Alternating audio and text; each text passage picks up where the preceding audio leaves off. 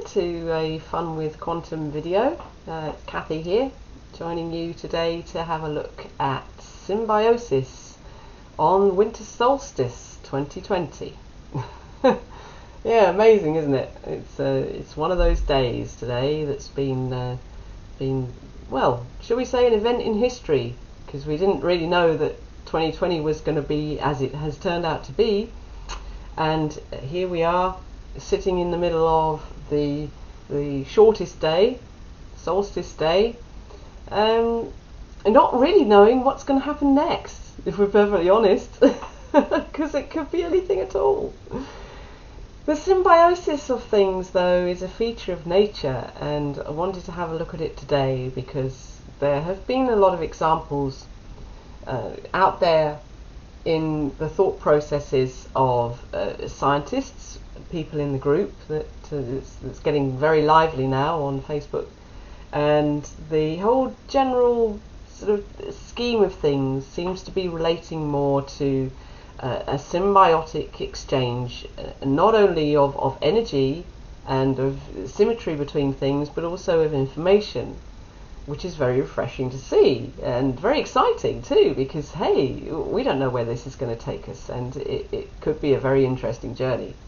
In fact, it really should be, shouldn't it? It should be, yeah.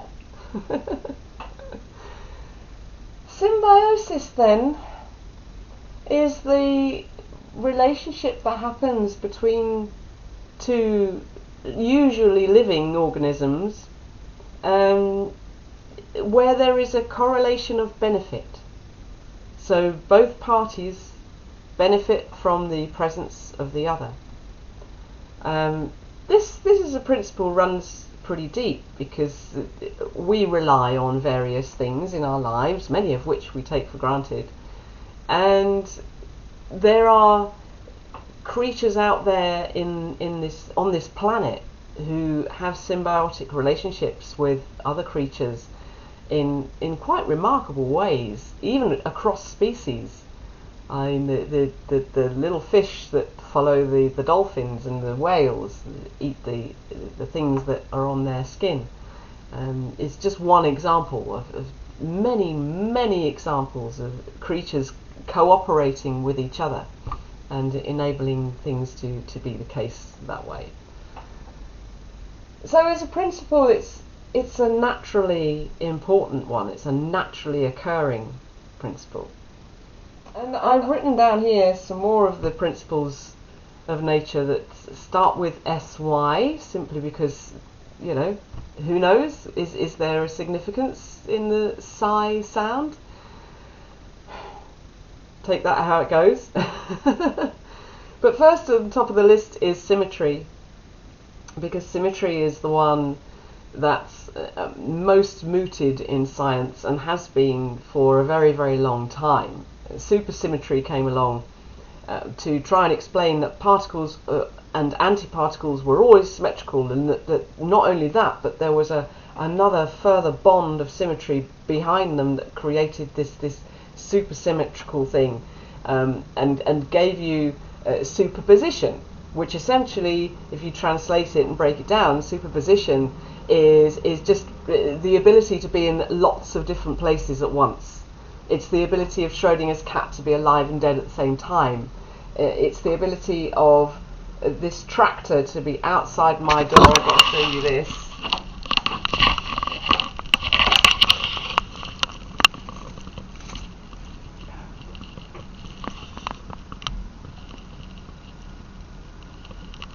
There you are. That really happened. Solstice night.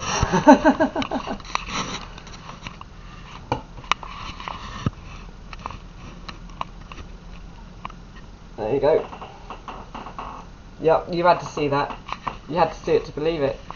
You know, how does that happen on a video recording? You know, when you're sitting here recording a video, and that goes and happens. Amazing. Right. Okay, it's as good as I can get it. Well, bearing in mind this is solstice night, anything can happen. So yeah, so that just did. Anyway, syntropy. Syntropy is the partner, really, the counter partner to entropy. Syntropy explains the reverse format, which of course we can't perceive, because we can't perceive the possibility of anything other than entropy. If I was to drop this mug on the floor and it were to smash, it wouldn't be able to return to being a complete object again, because the arrow of entropy, which we perceive as the arrow of time, has dictated that that has now happened and it can't be undone. But syntropy allows for causes and effects to be reversed in their creative process. So in syntropic terms, the cup or the mug smashed on the floor was the cause of my dropping it. Yeah. This concept's touched on in The Matrix. If you ever see the film, the original film, you'll see a scene where he goes to the Oracle, and she says, "Don't worry about the vase." They call it vases in America. We call them vases over here. Don't worry about the vase. And he turns around and the vase smashes. And later on in the conversation, she says, "And what's really going to cook your noodle is, would you have smashed it if I hadn't told you?" And that's syntropy. Okay, it's the dictation of time in the opposite direction, the dictation of events in the opposite direction of time flow. System is another one. You can't have a system without there being symbiosis within it. A system is a collection of things that works together, and in order for them to work together, there has to be a symbiosis in existence for those systems to work, whether they're environmental, ecological, mechanical, or whatever, electronical. They need to work together as a unit, as a whole, to create a system in the first place. What ball? Are you feeling left out? Come on. Come on, let me go. Come on, let me go. You can. Yes, you can. Up you go. Yeah, that's it. Wall likes to be in on the action, so I've brought him in tonight because there are birds on the chart. It's winter solstice, as I keep saying, and somehow owls belong in occasions like this. So sit on my shoulder then. Come on, you get. Good boy. Good lad. Well done. So, synergy. Synergy. The synergy of something. Well, that's a kind of a bit deep, really. Synergy. It's symbiosis. The co-creative ability of a systemic relationship to symbiotically create synergy. It kind of speaks for itself. So any more explanation needed on that, then yeah, head for your search engine. Best thing to do. And the last one on the list, well, I've only put there really because for some reason it has to be there. As far as systems are concerned, particularly at the quantum level, we have to consider the paradoxes and implications of synchronicity. What are the chances? What are the chances of things? What are the chances of us being in the Goldilocks zone and being alive right now to experience this? What are the chances of the world having reached the point that it has? What are the chances of Fermi's paradox being correct and we being well beyond the point of the event horizon? What are the chances? And what are the chances in everyday life when it comes to synchronicity of experiencing those synchronicities directly for yourself? Wolfgang Pauli was one of those people who was very interested in synchronicity. And I think it was he and Max, no, not Max Planck, it was he and Carl Jung who came together and synchronistically came together, really, because obviously there were reasons, mitigating circumstances why they should have met.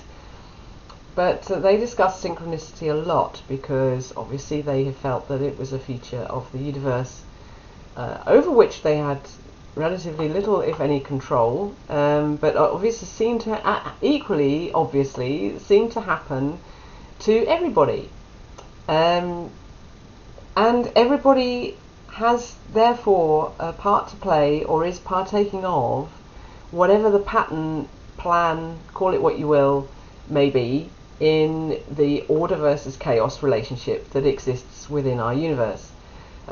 From what we see, as I've explained, of entropy and the arrow of time and the way it flows, doesn't seem to make a great deal of sense, really, that there shouldn't be some kind of explanation for the reasons why things happen as they do.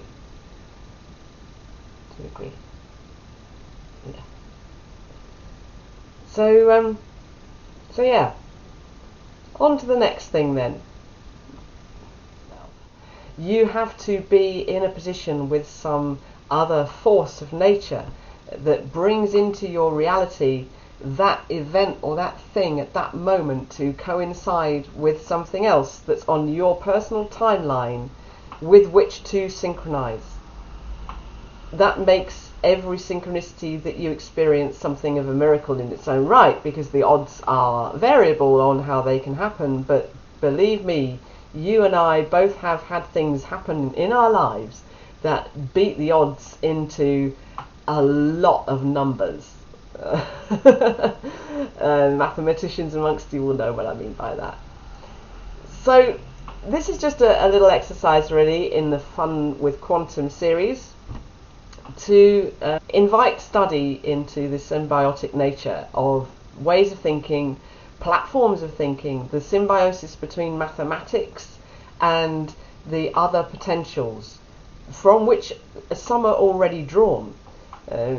Physicists have brought in all sorts of symbols to correlate to things that mathematics can't correlate them to. So you've got symbols for neutrinos being little v's, and then you've got omega and alpha and all sorts of other strange objects in the collection of symbiotic symbols. Oh, symbols isn't down there. So I'm going to leave it there and hope that you join me again for more in-depth discussions about the actual quantum mechanics that goes on.